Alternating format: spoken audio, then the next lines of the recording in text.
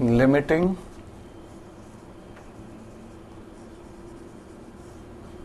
reactant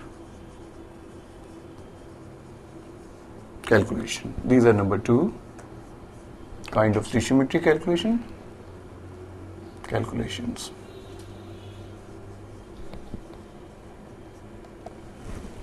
ये मैं example से आपको समझाता हूं कि पिछली एग्जाम्पल जो हम कर रहे हैं बार बार, तो मैं आपको बता रहा हूं कि इसी एग्जाम्पल को आप कंसिडर करिए.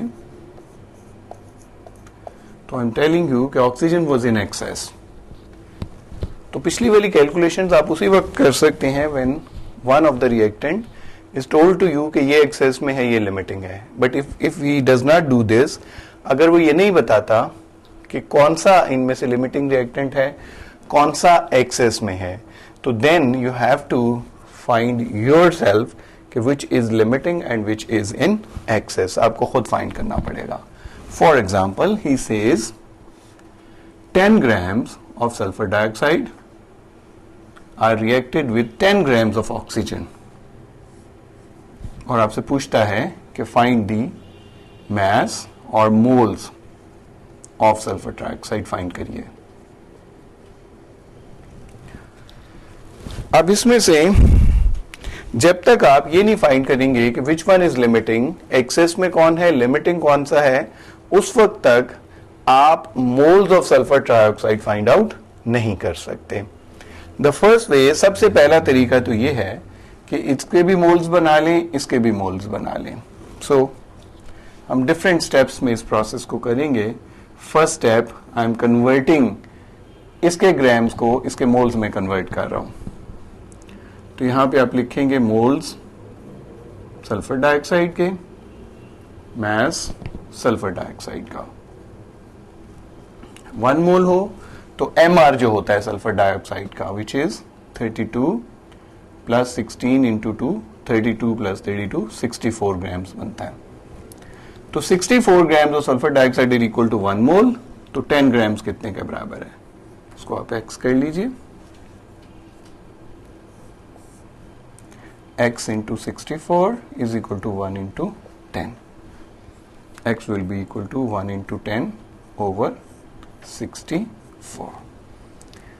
इसको आप, so the number of moles 0.156 moles, which means 10 grams of sulfur dioxide are equal to 0.16 moles of sulfur dioxide.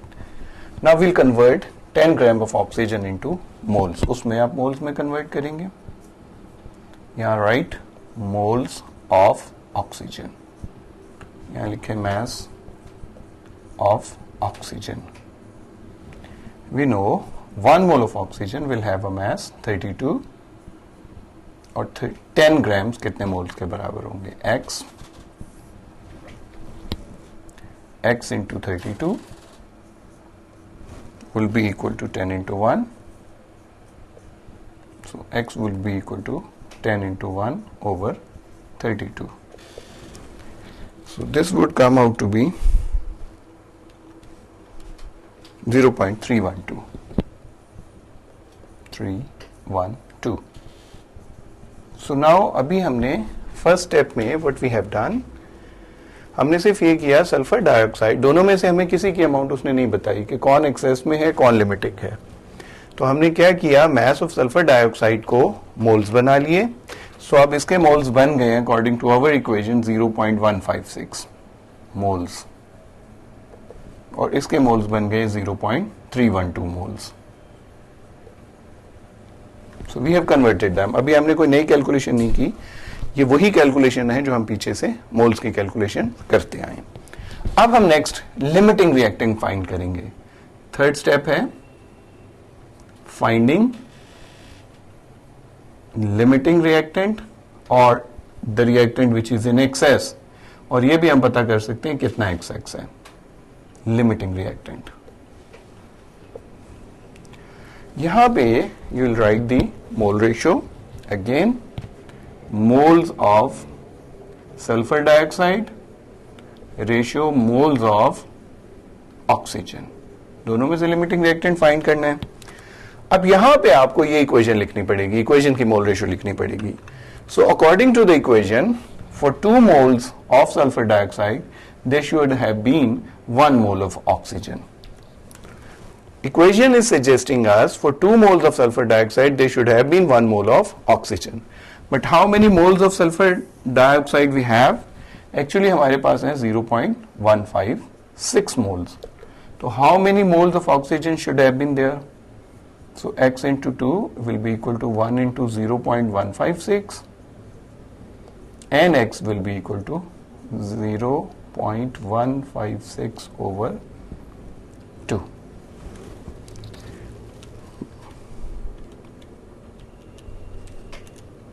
0.078.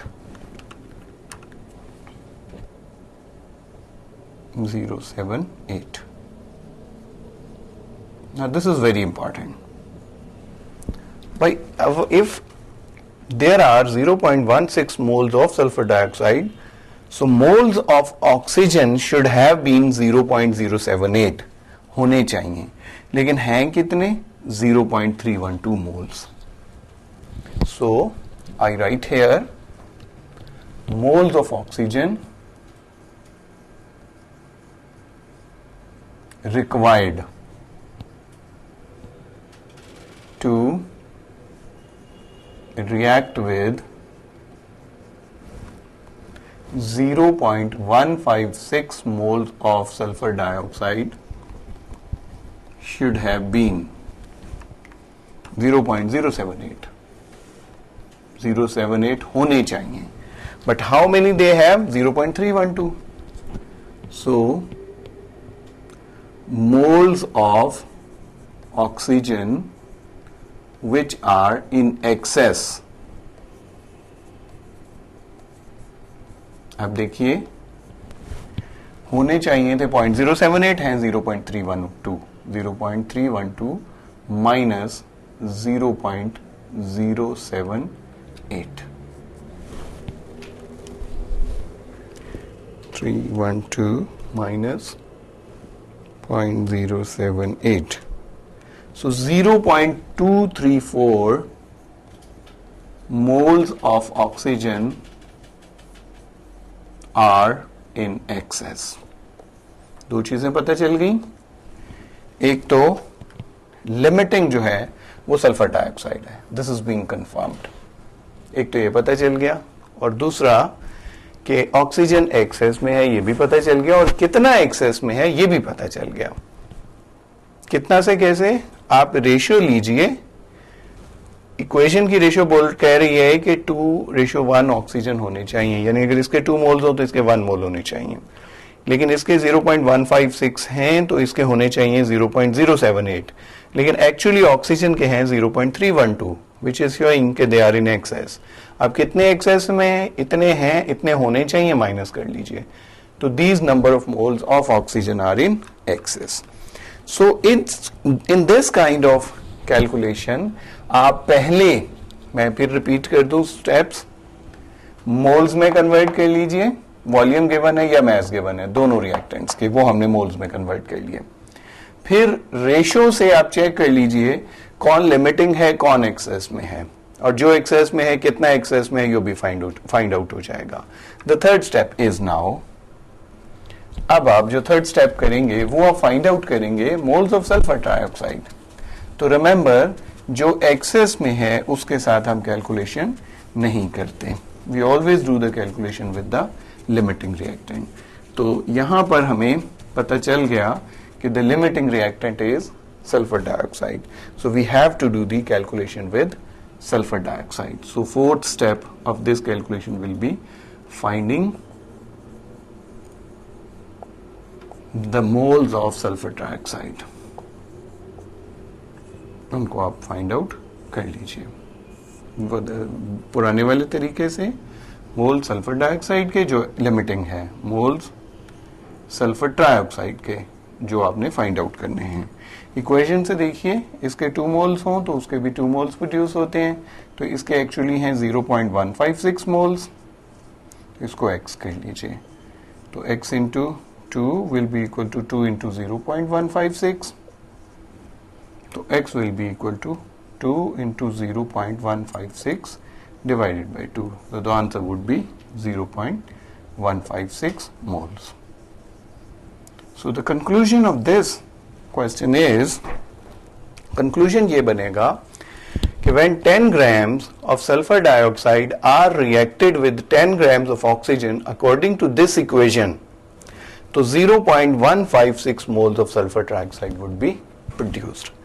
Oxygen would be in excess और ऑक्सीजन के कितने मोल्स जो हैं they remained, those will be 0.234 moles of oxygen are in excess. तो वो oxygen के moles जो हैं वो यहाँ पे बच जाएंगे.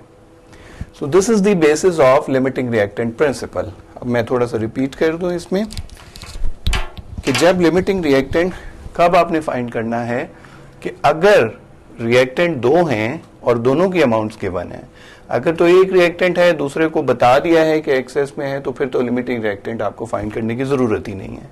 लिमिटिंग रिएक्टेंट फाइंड करने की जरूरत उस वक्त होती है जब amounts of both the reactants are given to you and you want to know कि which one is in excess and which one is limiting reactant.